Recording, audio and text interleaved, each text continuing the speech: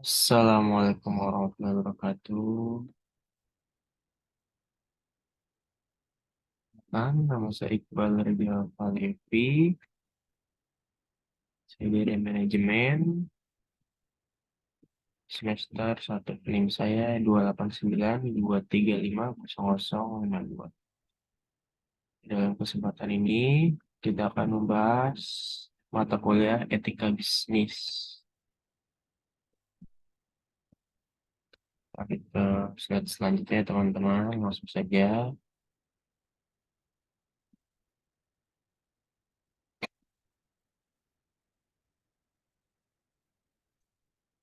Dalam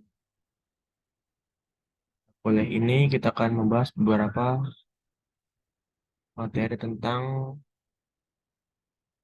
pasar persaingan sempurna. Sekarang kita bahas pasar persaingan sempurna, itu ada pasar bebas.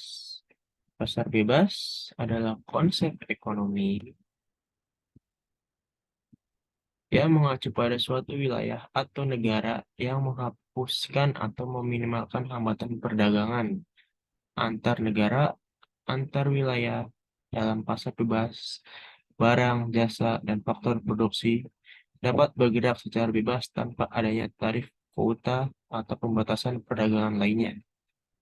Ide dasar di balik pasar bebas adalah untuk meningkatkan aliran perdagangan investasi dan pertukaran antar negara atau wilayah, dengan harap bahwa hal ini akan membawa manfaat ekonomi dan pertumbuhan. Pasar bebas dapat mencakup bentuk-bentuk perdagangan seperti perdagangan bebas, antar negara, integrasi ekonomi regional, atau pembentukan uni ekonomi. Salah satu contoh terkenal dari pasar bebas adalah Uni Eropa, di mana negara-negara anggota telah menghapuskan sebagian besar hambatan perdagangan dan menciptakan pasar tunggal di antara mereka.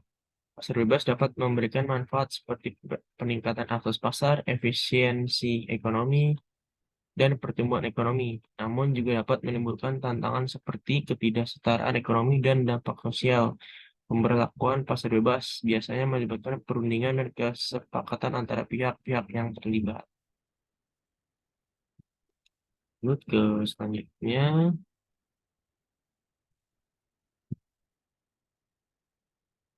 Kebijakan dari pasar bebas. Yang pertama itu adalah penghapusan tarif. Negara yang menganut kebijakan pasar bebas akan mengurangi atau menghapus tarif impor pada barang dan jasa dari negara mitra dagang. Ini bertujuan untuk merangsang perdagangan dan membuat barang lebih terjangkau. Yang kedua, penghapusan kuota perdagangan. Kuota perdagangan membatasi jumlah barang atau jasa yang dapat diimpor atau diekspor ke atau dari suatu negara. Kebijakan pasar bebas dapat mencakup penghapusan atau peningkatan kuota untuk memfasilitasi aliran perdagangan yang besar. Yang ketiga, lingkungan investasi bebas memberikan insentif dan memfasilitasi investasi asing dengan memberikan kebijakan yang mendukung kebebasan investasi seperti pengurangan hambatan administratif, pajak rendah, dan perlindungan hukum bagi investor lainnya. Yang keempat, perlindungan kekayaan intelektual. Meningkatkan perlindungan hukum untuk kekayaan intelektual seperti hak paten, merek dagang, dan hak cipta untuk mendorong inovasi penciptaan produk. Next. Yang kedua, kita akan membahas pasar persaingan tidak sempurna. Di pasar persaingan tidak sempurna ada apa saja sih? Oke, kita bahas ya teman-teman. Di pasar persaingan tidak sempurna itu ada yang pertama monopoli. Apa sih itu monopoli? Monopoli adalah situasi di mana suatu entitas atau perusahaan mengendalikan atau mendominasi pasar untuk suatu jenis barang atau jasa tertentu. Dalam kondisi monopoli, tidak ada persaingan yang signifikan, dan perusahaan tunggal memiliki kekuatan pasar yang besar untuk mengendalikan harga, pasokan, dan distribusi produk atau layanan. Monopoli sehingga sering dianggap sebagai bentuk struktur pasar yang tidak efisien karena dapat menghambat persaingan dan merugikan konsumen.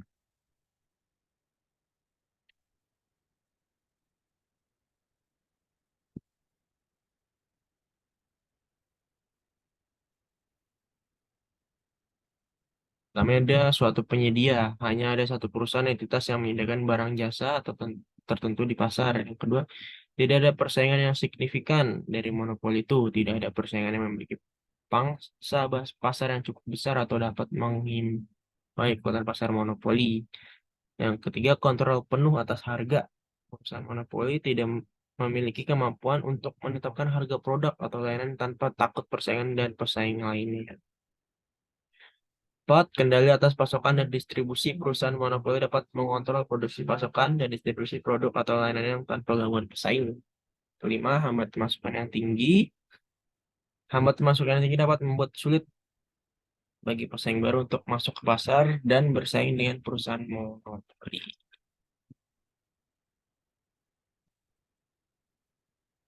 Next. Setelah monopoli itu ada oligopoli. Apa sih oligopoli? Oligopoli adalah bentuk struktur pasar di mana pasar dikuasai oleh sejumlah perusahaan besar atau pemain utama. Dalam situasi oligopoli, terdapat beberapa perusahaan yang mendominasi pasar dan memegang kendali signifikan atas penawaran dan permintaan.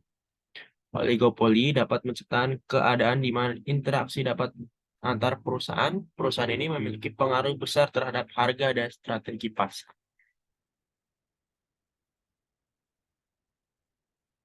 Kekurangan dari oligopoli adalah saling ketergantungan. Terus ada beberapa pemain utama, terus juga ada hambatan masuk yang tinggi. Teman-teman bisa baca nih. Oke, next selanjutnya.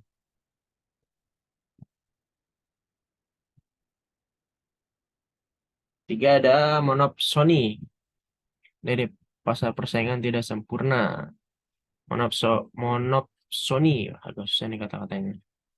Monopsoni adalah keadaan di mana ada suatu pembeli tunggal atau pihak yang mendominasi pasar untuk suatu jenis barang atau faktor produksi tertentu.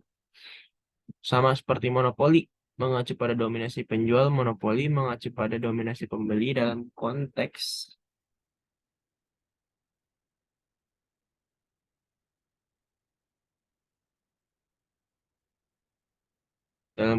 monopsoni, pembeli tunggal ini memiliki kekuatan besar dalam menentukan harga dan kondisi transaksi di pasar.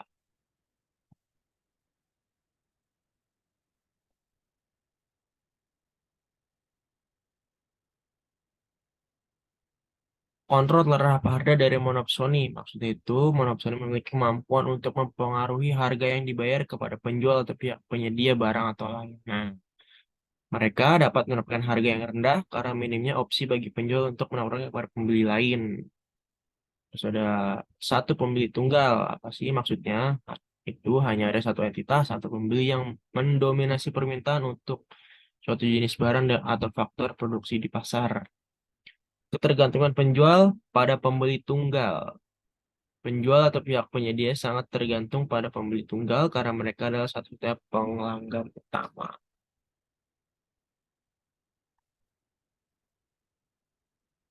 Selanjutnya ada oligopsoni.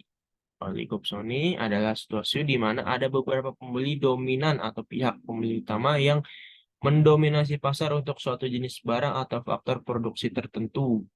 Dalam hal ini, sedikit pembeli atau perusahaan menguasai sebagian besar permintaan untuk barang atau jasa tertentu. Oligopsoni menciptakan keadaan di mana pembeli memiliki kekuatan pasar yang sangat signifikan dan penjual atau pihak yang menyediakan barang atau layanan terbatas dalam mempengaruhi harga atau kondisi transaksi. Oke, selanjutnya beberapa pembeli utama. Hanya ada beberapa entitas atau pembeli yang mendominasi permintaan suatu jenis barang atau faktor produksi pasar. Kedua, kontrol terhadap harga. Pembeli dalam oligopsoni memiliki kemampuan untuk mempengaruhi harga yang diberikan kepada penjual atau pihak penyedia barang atau layanan.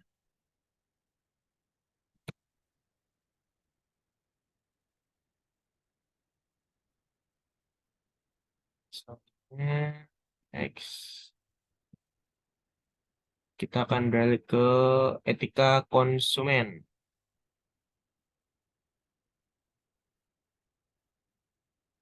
Bisnis dan perlindungan etika konsumen. Perlindungan konsumen dalam bisnis merupakan suatu kerangka hukum dan etika yang dirancang untuk melindungi hak dan kepentingan konsumen. Dalam transaksi bisnis, hal ini melibatkan sejumlah regulasi dan praktek bisnis yang dirancang untuk memastikan bahwa konsumen diperlakukan secara adil, informasi yang diberikan kepada mereka akurat, dan produk atau layanan yang mereka beli ada aman dan berkualitas. Informasi yang jelas dan benar. Bisnis harus memberikan informasi yang jelas dan benar mengenai produk atau layanan yang ditawarkan. Ini melibatkan label yang jelas, deskripsi produk yang akurat, serta penyajian informasi dengan cara mudah dimengerti oleh konsumen. Keamanan produk, bisnis bertanggung jawab untuk memastikan keamanan produk yang mereka tawarkan kepada konsumen. Ini termasuk menghilangkan risiko keselamatan yang mungkin timbul dari pengguna produk tersebut. Terus juga ada perlindungan terhadap praktik bisnis yang tidak etis. Konsumen dilindungi dari praktik bisnis yang merugikan atau tidak etis seperti penipuan, penjualan paksa, atau praktik yang menyesatkan.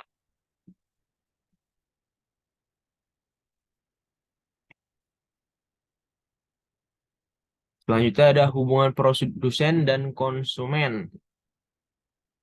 Hubungan antara produsen pembuatan barang atau penyedia layanan dan konsumen pemakai atau pembeli barang atau layanan adalah suatu interaksi kompleks yang melibatkan pertukaran nilai. Hubungan ini dapat mempengaruhi keberlanjutan bisnis, reputasi merek, dan kepuasan pelanggan.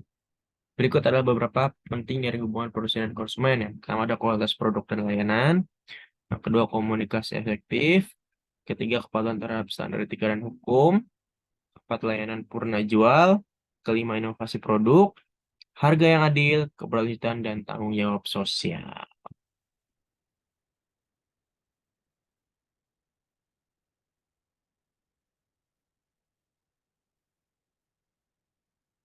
Next, kasus-kasus etika konsumen.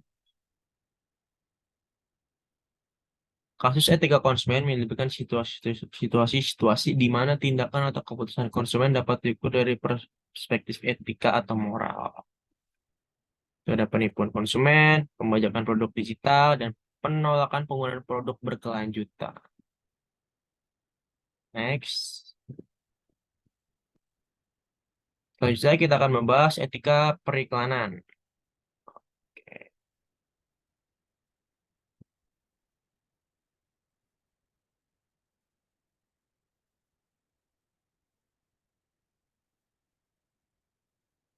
Kita akan membahas dari fungsi iklan ya. Apa sih fungsi-fungsi dari iklan? Sebenarnya ada banyak nih, cuman di sini ada saya catatkan cuma 6 ya teman-teman. Yang pertama adalah meningkatkan kesadaran produk atau merek. Yang kedua, mendorong penjualan. Ketiga, mengedukasi konsumen. Keempat, menciptakan merek. Kelima, menjangkau audiens target. Dan keenam, mendorong tindakan konsumen. Itu dari fungsi-fungsi iklan. Jenis-jenis iklan. Ada apa sih jenis-jenis iklan? Oke, yang pertama ada iklan televisi. Itu kita bisa lihat seringnya di televisi. Iklan natif, iklan cetak, iklan mobile, iklan sosial, iklan interaktif, iklan radio, dan iklan katalog.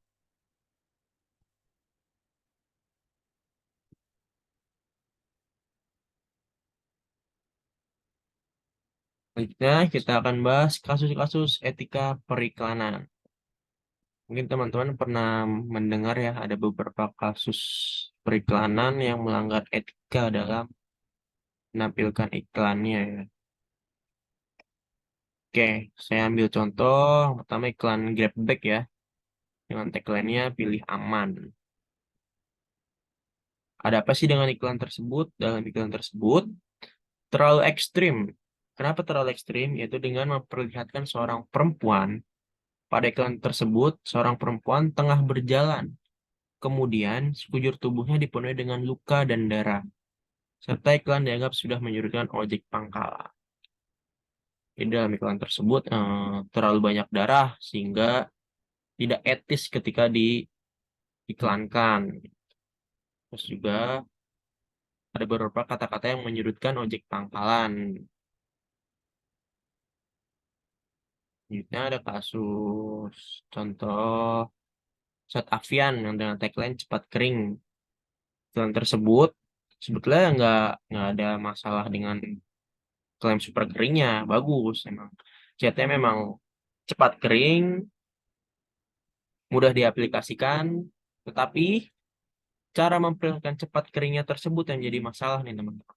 Kenapa sih menjadi masalah? Karena dinilai kurang baik pada talent atau si pemeran dalam iklan tersebut, pemeran perempuannya, itu mengangkat dress secara eksplisit sampai ke paha. Itu tidak etis dalam sebuah periklanan karena di iklan itu eh, yang menonton bukan hanya orang dewasa tapi ada anak-anak juga dianggap kurang etis pada iklan tersebut.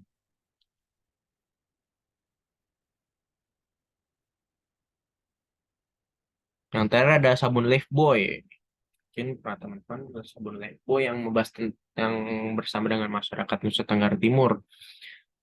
Iklan tersebut sebenarnya nggak ditegur nih sama KPI, tapi diprotes sama masyarakat Nusa Tenggara Timur gitu.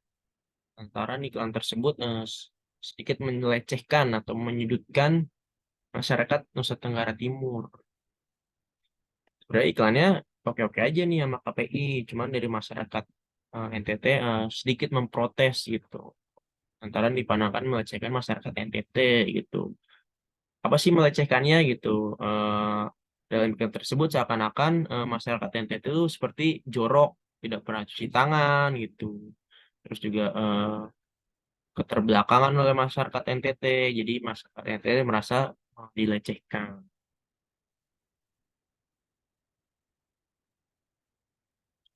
Oke teman-teman, itu sudah selesai pembahasan pada hari ini.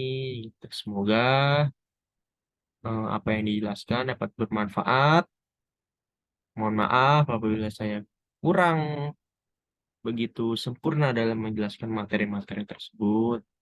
Mungkin teman-teman bisa bertanya, bisa chat saya ataupun bisa bertanya lewat secara langsung ataupun lewat media sosial.